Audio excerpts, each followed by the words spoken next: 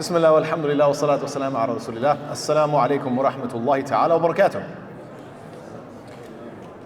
So we are continuing with our amthal, our parables of the Quran. Allah Ta'ala says, بعد أعوذ بالله من الشيطان الرجيم ألم تر كيف ضرب الله مثلا كلمة طيبة كشجرة طيبة أصلها ثابت وفرعها في السماء تؤتي أكلها كل حين بإذن ربها ويضرب الله الأمثال للناس لعلهم يتذكرون ومثل كلمة خبيثة كشجرة خبيثة اجتثت من فوق الأرض ما لها من قرار. Allah Ta'ala says, I'm actually covering two parables, so you're going to have to bear with me inshallah.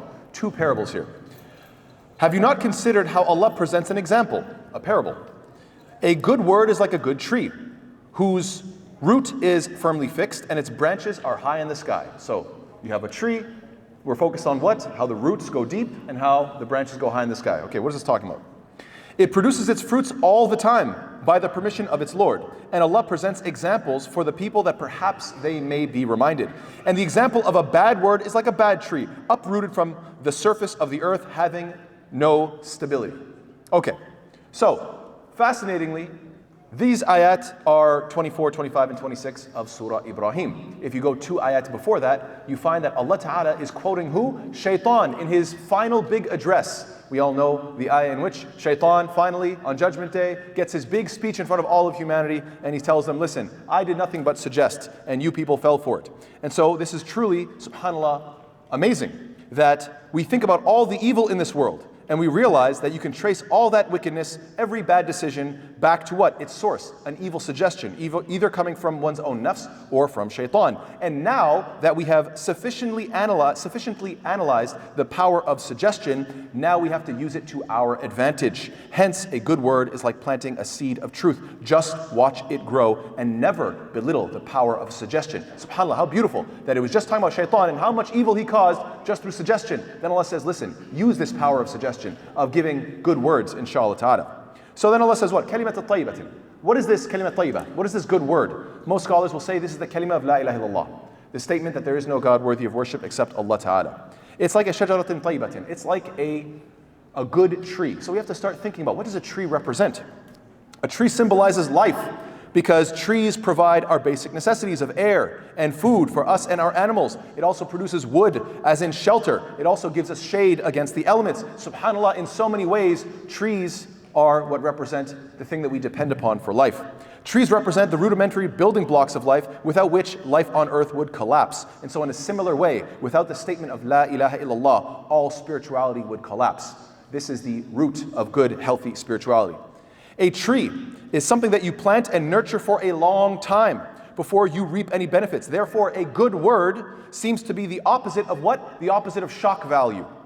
Some Muslims believe that the best reaction to the alarmist, Islamophobic, shock value media that is always trying to scare you about this, that, and the other, they think we should give shock da'wah. We should do something different. We should switch it up. We should do something that, no one will believe. And no, actually, the fact of the matter is what? We need to be the calm voice of reason. That's what da'wah is, slow and steady and consistent. It may not be flashy in the short term, but subhanAllah, it's beneficial in the long term. And furthermore, a tree provides goodness to all of humanity. It doesn't discriminate to anybody. And so we as Muslims, we should not be discriminatory in who we talk to about Islam. We should try to give the benefits of Tawheed to everybody. Do you ever see that the tree is like, I'm only going to produce oxygen for this group, I'm only going to give fruits to that group, my wood is only good for these people? No, the tree just gives. SubhanAllah, this is the quality of the believer, when La ilaha illallah is rooted in their heart. Now, furthermore, asluha thabit, its roots are firm. What does that mean? Well, you know that in a tornado, a house and cars may be demolished, but trees, even though at the surface they may be damaged, you don't find them usually to be uprooted. Similarly, trials and tribulations can weaken a person's iman, but once a person has tasted the sweetness of iman, they will not give it up. However, when the disbelievers face hardship, they often lose faith altogether and become like the leaves in the wind, and that can be taken in any direction. And furthermore, we should never speak on weak knowledge, with uncertain knowledge. You need to ground your words in truth. Make sure that you choose your words carefully and make sure that they're understood completely. When those words get planted in hearts, they'll become manifest into deeds, and those deeds will be sent up to Allah Ta'ala. فَرْعُهَا فِي السَّمَاءِ. Its branches reach up into the heavens. This is the power of even just a good word. And furthermore, the fact that Allah Ta'ala is describing this tree as what? Firmly, deeply grounded into the earth, and its branches are reaching up into the heavens. SubhanAllah, think about it from this perspective.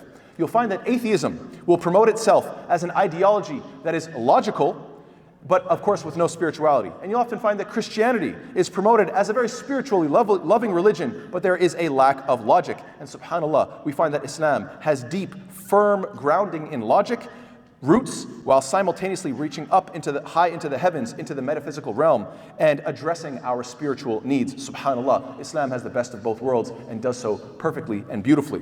This is the solution to the Western world, which is so unfortunately plagued by these two ideologies of Christianity and atheism. We need to be the solution. We need to be producing our fruits for everyone to benefit, insha'Allah ta'ala.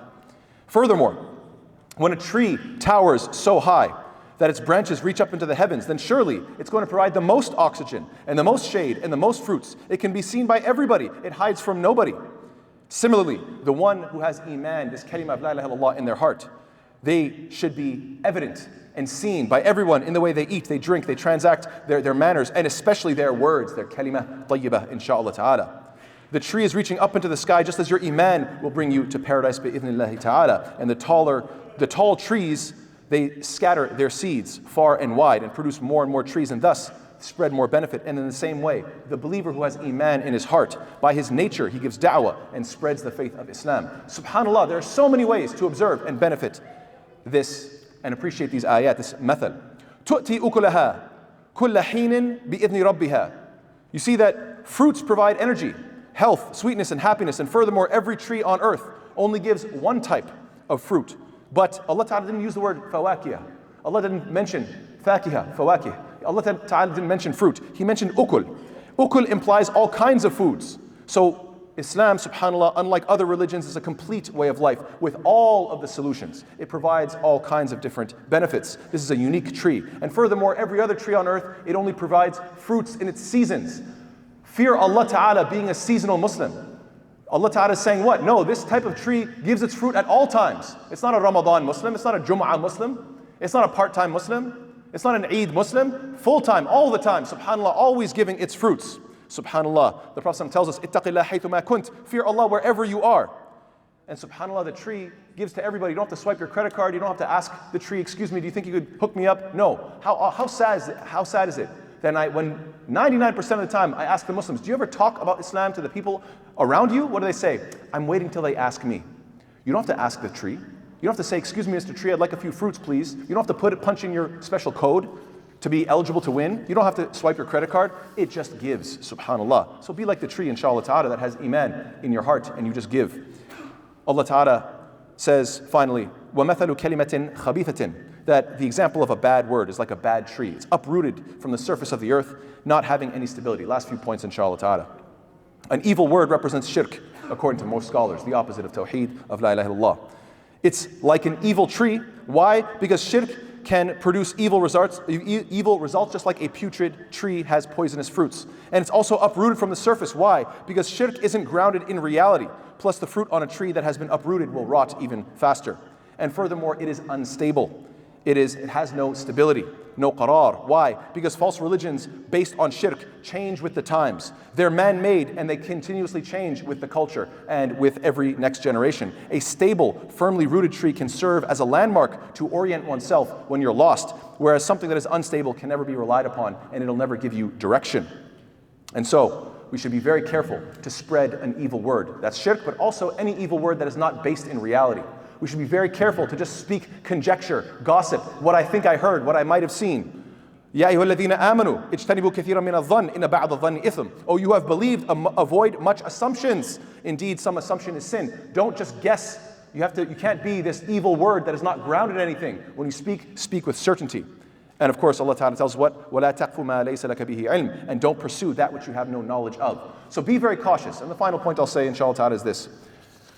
Think about your life and think about a moment in your life where somebody said something to you, a powerful word, a word of encouragement, a powerful reminder, where they told you that they believed in you and they thought that you could do better. And just think about that moment and how much it changed your attitude and how much they helped you believe in yourself and how it encouraged you during your hard times. I'm sure each and every single one of us have a moment like this where somebody said just the right word at the right time in the right place in the right way. And if that is the case, then if you know you benefited from that, then inshallah ta'ala you can be that person as well by offering a kalima tayyibah instead of tearing people down with kalima khabitha. May Allah ta'ala make us of those who speak good and don't speak evil. Ameen ya Rabbil Alameen. Wassalamu alaikum wa rahmatullahi ta'ala wa barakatuh.